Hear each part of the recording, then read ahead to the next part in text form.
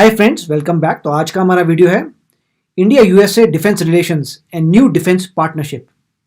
और ये वीडियो जो है मेरे ख्याल से सौरभ जी का है और आई होप कि वो ज़्यादा इसमें ज़बरदस्त शब्दों का ना यूज़ करें, तो देखेंगे।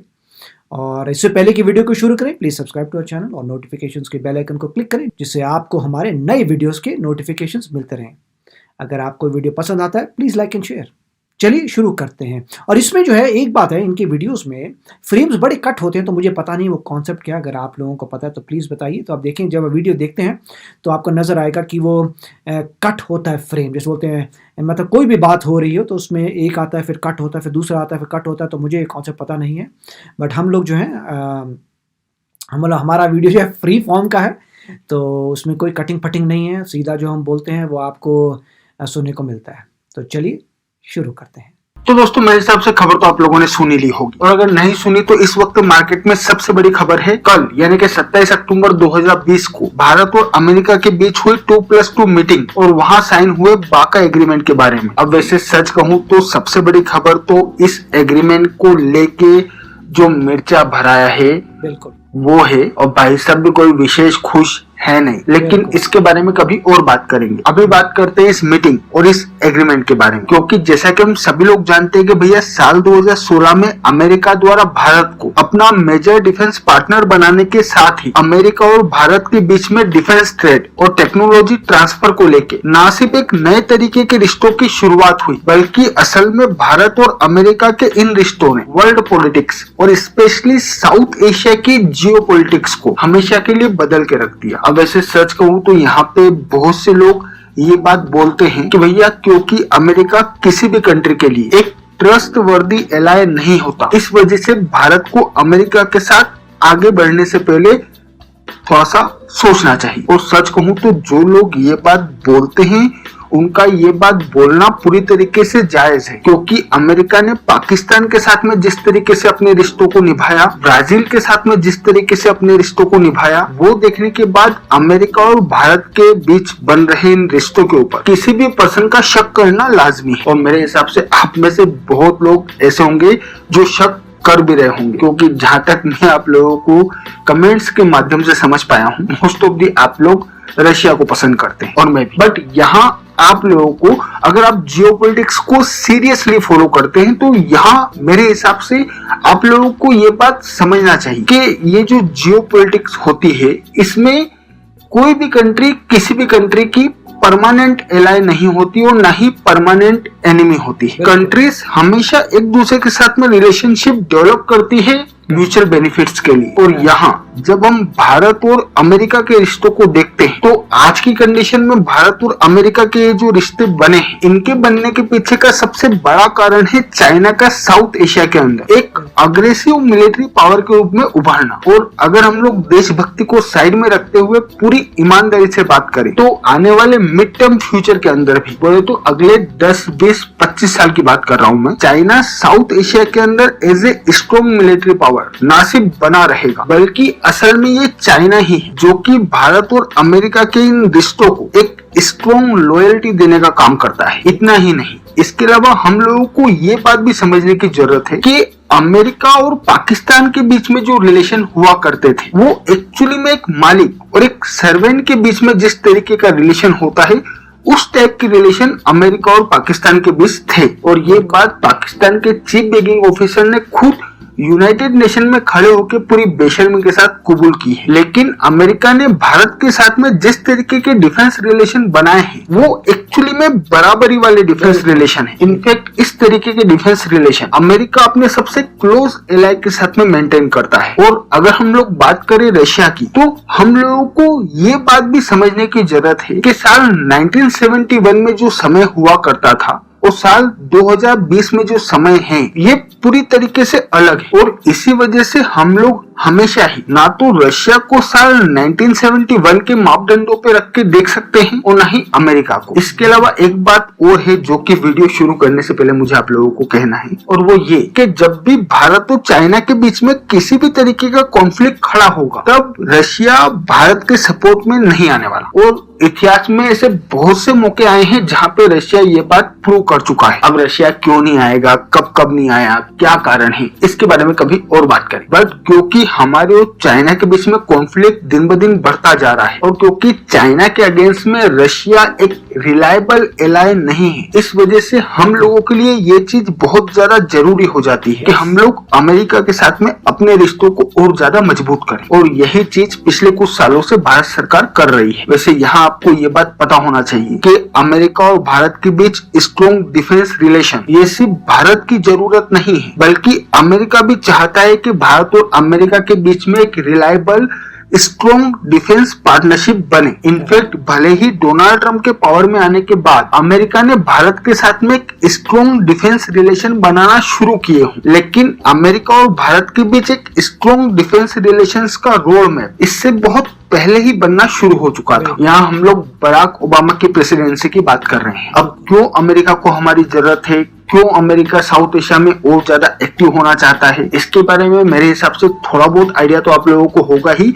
और हम लोग और ज्यादा डिटेल में इसके बारे में बात करेंगे भी, बट किसी और वीडियो में। खैर ये तो हम लोग आज के वीडियो के टॉपिक से थोड़ा सा भटक गए। वैसे सच कहूँ तो भटक गए कहना सही नहीं होगा, क्योंकि जो कुछ भी मैंने अभी आप लोगों को बताया वो अमेरिका और भारत के बीच बन रहे इस नए टाइप के डिफेंस रिलेशन की बुनियाद है, इस तरीके से हम लोग कह सकते हैं। खैर अब हम लोग बात करते हैं अमेरिका और भारत के बीच इस वक्त हुई 2+2 मीटिंग और उस मीटिंग के दौरान साइन हुए इस बेका एग्रीमेंट के बारे में। लेकिन हम लोग इसके ऊपर बात करें उससे पहले आप लोगों को ये बात पता होना चाहिए कि इससे पहले भारत और अमेरिका के बीच ये डिफेंस कोऑपरेशन को लेकर 2 एग्रीमेंट ऑलरेडी साइन हो चुके हैं। एक तो लिमो बोले तो logistic exchange memorandum of agreement और दूसरा साल 2018 में साइन हुआ एग्रीमेंट कोमकासा बोले तो communication compatibility and security agreement. और अब साइन हुआ है बाका एग्रीमेंट, जो कि भारत और अमेरिका को एक close reliable strong defence partner बनाता है। क्योंकि भारत और अमेरिका के बीच साइन हुए इस बाका एग्रीमेंट के बाद अब हम लोग एक दूसरे के साथ में जियोग्राफिक डेटा शेयर कर पाएंगे, जो कि सचमुच बहुत महत्वपूर्ण और बहुत बड़ी बात है। क्योंकि अगर अमेरिका हम लोगों के साथ में जियोग्राफिक डेटा शेयर करता है तो उससे हम लोगों को ये बेनिफिट मिलेगा कि हम लोग हमारे एनिमी नेशंस या फिर यूं कहें कि राइवल नेशंस की सीक्रेट, टॉप सीक्रेट, चाहे कोई भी लोकेशन हो, वहाँ की पिन पॉइंट मार्किंग करते हुए वक्त आने पे और जरूरत महसूस होने पे हमारी मिसाइल्स और हथियारों की मदद से सटीक हमला कर पाएंगे, जो कि आप लोग कल्पना भी नहीं कर सकते इतना ज्यादा बड़ा बेनिफिट है हम लोगों के लिए। क्योंकि इस तरीके के डेटा के शेयर होने के बाद हमारी नजरों से ना तो इनके यहाँ कुछ छुपा रहेगा और ना ही इनके 1 साल पुराने बाप के यहाँ, क्योंकि लेटेस्ट बाप तो तुर्की नए पप्पा की बधाई हो। किसी के यहाँ बच्चा पैदा होता है, किसी के यहाँ बाप पैदा होता है, क्या कर। खैर अब अगर हम लोग बात करें भारत और अमेरिका के बीच इस तरीके के एग्रीमेंट और इस तरीके के डिफेंस कोऑपरेशन के पीछे के पर्पस के बारे में, तो एक्चुअली में पर्पस बहुत क्लियर है। पहला तो दोनों ही कंट्रीज के लिए बहुत ज्यादा बेनिफिशियल होगा कि दोनों ही कंट्रीज की आर्मी बिना किसी रुकावट के एक दूसरे के साथ में जियोग्राफिकल इंफॉर्मेशन शेयर कर पाए। भाई अब जब दोनों ही कंट्रीज एक दूसरे की मेजर डिफेंस एलाय है तो फिर इस तरीके की इंफॉर्मेशन बिना किसी रुकावट के शेयर होना चीजों को और ज्यादा आसान बना देगा। सेकेंड, भारत और अमेरिका के बीच ये जो डिफेंस रिलेशन बन रहे हैं, ये एग्रीमेंट इन डिफेंस रिलेशंस को ना सिर्फ और ज्यादा मजबूत करेगा, बल्कि इस वक्त भारत और चाइना के बीच में लद्दाख के अंदर ये जो स्टैंड ऑफ चल रहा है उसमें भी इस तरीके के एग्रीमेंट के बाद भारत की पोजीशन और ज्यादा मजबूत हो जाएगी। इसके अलावा इंडो पैसिफिक रीजन को एक फ्री और ट्रेड के लिए सिक्योर रीजन बनाए रखने के मूवमेंट को ये जो अमेरिका और भारत मिलकर लीड कर रहे हैं और ऑस्ट्रेलिया, जापान, वियतनाम, ये तमाम कंट्रीज ये जो फॉलो कर रहे हैं, इस पूरे चक्रव्यूह कह सकते हैं इसको हम लोग, इस पूरे चक्रव्यूह में भी ये agreement game changing role play करेगा। नंबर 4, भारत और अमेरिका के बीच में ये जो सिक्योरिटी कोऑपरेशन को लेकर जो डील हुई है, बोले तो भारत और अमेरिका के बीच ये जो डिफेंस रिलेशन बने हैं, इन डिफेंस रिलेशंस को अपने चरम पे ले जाने के लिए, हाँ आ जाओ ये रिकॉर्डिंग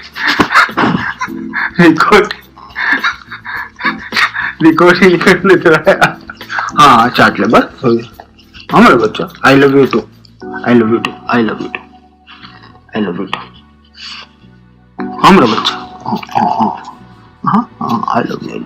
हाँ तो मैं ये कह रहा था कि भारत और अमेरिका के बीच ये जो डिफेंस रिलेशन डेवलप हुए हैं, इसमें हम लोग इस बाका एग्रीमेंट को एक तरह से फाइनल स्टेप कह सकते हैं, क्योंकि साल 2002 में मिलिट्री इंफॉर्मेशन एक्ट, उसके बाद साल 2016 में लिमो और उसके बाद साल 2018 में कोमकासा एग्रीमेंट भी हम लोग साइन कर ही चुके हैं। सो बस ये बाका एग्रीमेंट लास्ट बचा था। इसके साइन होने के बाद अब भारत और अमेरिका के बीच में डिफेंस सेक्टर में ठीक उसी तरीके के गहरे और ट्रस्ट वर्दी रिलेशन बन चुके हैं जिस तरीके के relation America NATO, Britain, Canada और ऑस्ट्रेलिया के साथ में शेयर करता है। इसके अलावा इन केस अगर पाकिस्तान के साथ में हमारी वॉर होती है और उस वॉर के दौरान अगर हम लोग मिसाइल्स का यूज करते हैं तो उनकी मिसाइलें राम भरोसे चलेगी और हमारी पिन पॉइंट लोकेशन को मार्क करते हुए, जिसकी मदद से हम लोग सही वक्त पे सही जगह सही लेवल की चोट कर पाएंगे। इतना ही नहीं, इसके अलावा भारत और अमेरिका के बीच इस तरीके का एग्रीमेंट साइन होने के बाद अब ये बात साफ साफ क्लियर हो जाती है कि अब भले ही अमेरिका के अंदर चाहे किसी की भी गवर्नमेंट बने, मतलब कि भले ही डोनाल्ड ट्रम्प फिर से पावर में आए चाहे जो बाइडेन, अमेरिका और भारत के डिफेंस रिलेशंस के अंदर स्टेबिलिटी बनी रहेगी। इसके अलावा अमेरिका के secretary of state Mike Pompeo ने भी बहुत कुछ कहा है और बहुत कुछ है जो मुझे आप लोगों को बताना है, बट उस स्टेटमेंट का इतना ज्यादा महत्व नहीं, क्योंकि 7 दिन के बाद तो अमेरिका के अंदर चुनाव है, सेक्रेटरी ऑफ स्टेट चेंज हो जाएंगे। इस वजह से बाकी की तमाम बातें और आगे की एनालिसिस करने के लिए हम लोग अमेरिका में होने वाले राष्ट्रपति चुनाव के रिजल्ट्स के आने का वेट करेंगे, क्योंकि भले ही अमेरिका के अंदर राष्ट्रपति चेंज होने के बाद में भी साउथ एशिया को लेके वैसे तो ज्यादा चीजें चेंज नहीं होने वाली, लेकिन ये चाइना और अमेरिका के बीच में ट्रेड वॉर चलेगी या इस ट्रेड वॉर का अंत हो जाएगा, और ये जो कोरोना वायरस वाला पूरा कांड हुआ है इसमें अमेरिका चाइना को रगड़ेगा या नहीं रगड़ेगा, ये सब कुछ इलेक्शन के रिजल्ट्स के ऊपर डिपेंड करता है। सो हम लोग थोड़ा सा वेट करेंगे और फिर बात करेंगे। अभी बात करेंगे तो थोड़ा सा प्री मेच्योर एनालिसिस हो जाएगा जो मेरे हिसाब से अच्छा नहीं। सो गाइज, बहुत ही बढ़िया इनका वीडियो था और डेफिनेटली इन्होंने थोड़े से कलरफुल वर्ड्स यूज़ किए थे, ज़्यादा नहीं। तो और जो इन्होंने दिखाया था कि वो इनका जब डॉग आया था तो जिस तरीके से उन्होंने प्यार किया डॉग से, उससे पता लगता है कि इनका दिल साफ़ है। तो ये बहुत अच्छी बात है। नॉर्मली आप कैसे ट्रीट करते हैं अपने पेट को, उससे बहुत कुछ पता चलता है इंसान के बारे में। जो अपने पेट का बहुत ख्याल रखता है, बहुत अच्छी तरीके से मतलब केयर करता है, तो वो दिल का बहुत साफ़ होता है। अब इसमें वापस आते हैं तो इसमें बहुत अच्छी इन्होंने एक बात कही थी कि देखिए पॉइंट ये है कि चाइना जो है बहुत स्ट्रांग होता जा रहा था साउथ चाइना सी में, और अगर आपको पता ही होगा कि नॉमिनल जीडीपी में कुछ सालों में चाइना जो है यूएसए को पीछे कर देगा। उसके बाद क्या होगा? उसके बाद जब चाइना का largest GDP in the world हो जाएगा तो वो बोलेगा कि सुपर पावर कौन है? वो बोलेगा सबसे बड़ी सुपर पावर तो मैं ही हूँ, राइट? चाइना कहेगा कि जब मेरा जीडीपी सबसे बड़ा है तो सबसे बड़ी इकॉनमी मेरी है, तो मैं सुपर पावर हूँ, मैं अपने वेपन्स को भी इम्प्रूव कर रहा हूँ, मैं अपना इन्फ्लुएंस भी पूरे वर्ल्ड में इम्प्रूव कर रहा हूँ। और उसका ये भी चाइना भी चाहता है कि वो जो यूएस डॉलर है उसको उठा के युआन कर दे, मतलब वर्ल्ड की करेंसी जो है यूएसए की यूएस डॉलर को हटा के चाइनीज़ युआन कर दे। तो इसीलिए जो है ये प्रॉब्लम्स आ रही है, इसीलिए जो है यूएसए इतना पीछे पड़ा हुआ है चाइना के, क्योंकि कंपटीशन बहुत ज़बरदस्त हो रहा है, जिससे कुछ समय बाद यूएसए जो है नंबर 1 नहीं रहेगा। और इसी को काउंटर करने के लिए यूएसए ने जो है चाइना से ट्रेड वॉर शुरू की है और जो है इंडिया से दोस्ती इंक्रीज हुई है। और उन्होंने सही कहा था कि इस पॉलिटिक्स में कोई जो है परमानेंट आपका फ्रेंड नहीं होता है, कोई परमानेंट आपका दुश्मन नहीं होता, अनलेस आप किसी ट्रीटी में हैं। अब नेटो वाले जो हैं वो परमानेंट मेंबर ही कह सकते हैं, नेटो वाले इकट्ठे रहेंगे और वो नेटो जिसने ज्वाइन किया वो इकट्ठे रहेंगे, वो पूरी अगर कोई वॉर होगी तो फाइट करेंगे टुगेदर, क्योंकि वो ट्रीटी है। तो इसीलिए कह सकते हैं कि जब तक आपकी कोई ज़बरदस्त ट्रीटी नहीं होती, तो इररिवोकेबल ट्रीटी नहीं होती, हाँ ऑफकोर्स नेटो से लोग बाहर निकल सकते हैं पर आसान काम नहीं है और बेनिफिट्स बहुत है नेटो में रहने के। तो और दूसरी बात इन्होंने एक बहुत अच्छी बात कही थी, वो ये थी कि अगर इंडिया और चाइना में कुछ कॉन्फ्रंटेशन होता है, रशिया हो सकता है ना आए, ठीक है, तो रशिया हो सकता है ना आए। तो आप इतनी ये 1971 वाला हिसाब नहीं है जहाँ पे रशिया ने बहुत हमारी हेल्प की थी, हम काफ़ी ऊंचे उठ चुके हैं अब हम। और जब हम जो हैं, इंडिया जो है जब यूएसए के साथ जाता है तो रशिया को कोई इंटरेस्ट नहीं है इंडिया की हेल्प करने के लिए, क्योंकि रशिया और चाइना आपस में compete करते हैं। तो अब देखिए यही बात होगी कि इंडिया और यूएसए टुगेदर होते हैं तो कोई मतलब नहीं बनता रशिया का इंडिया को हेल्प करने के, क्योंकि रशिया कहेगा कि मैं क्यों करूं, मैं तो यूएसए से कम्पीट कर रहा हूं, तो मैं चाइना के पास जाऊंगा। और अभी आपने हाल ही में एक न्यूज़ देखी होगी, वेस्ट में बहुत न्यूज़ आई थी कि चाइना और रशिया जो हैं वो अपनी मिलिट्री इम्पैक्ट डिफेंस कई एक्ट्स साइन कर रहे हैं, और वो ये भी कह रहे हैं कि अगर नेटो को उनको टक्कर देनी हो तो चाइना और रशिया आपस में मिल जाएंगे नेटो को टक्कर देने के लिए। तो ये प्रॉब्लम्स ही हैं। तो ये काफ़ी प्रॉब्लम, और जब भी रशिया कुछ माल देता है तो जो हमें देता है वो चाइना को भी देता है। तो इससे पता लगता है कि कोई वो ज़माने वाली बात नहीं है, अब दुनिया चेंज हो चुकी है। और इसमें ये जैसे इन्होंने भी कहा था, बात सही है कि इंडिया को जो है यूएसए से दोस्ती करने में बहुत फ़ायदा है, और एलाइज बनने चाहिए, और हो भी रहा है। जैसे डिफेंस एक्ट हुआ, डिफेंस एक्ट से क्लियर हो गया कि आप जियो लोकेशंस फाइंड कर सकते हैं। तो एनिमी की यूएसए के पास ऑब्वियसली इंडिया से ज़्यादा सैटेलाइट्स हैं, और नासा जो है बहुत आगे है कंपैरेटिवली टू अदर प्लेसेस। अगर आप इसरो बहुत तेज़ी से आगे बढ़ रही है, मगर इसरो जो है कम्पीट नहीं कर सकती नासा से। क्यों? नासा तो स्पेसशिप में है, उसकी तो स्पेसशिप बन चुकी है, इंटरनेशनल स्पेस स्टेशन है, उसके बंदे जो हैं मतलब आउट ऑफ द मून पे लैंड कर चुके हैं, राइट। वो तो कोशिश कर रहे हैं कि मार्स में बंदा लैंड हो। तो इंडिया तो अभी भी, इंडिया जो है इसरो बहुत, अब जो है इसरो बहुत तेज़ी से आगे बढ़ रही है, और इसरो कोशिश करे कि बंदा जाए मून पे लैंड करे, उससे पहले आपको बंदा स्पेस में भेजना पड़ेगा अपने व्हीकल में। तो थोड़ा फ़र्क है टेक्नोलॉजी का। और जीडीपी का भी आप देख रहे हैं कि इंडिया जो है मतलब इंडिया से 5 गुना ज़्यादा जो है चाइना का है, और चाइना से भी ज़्यादा अभी यूएसए का जीडीपी है।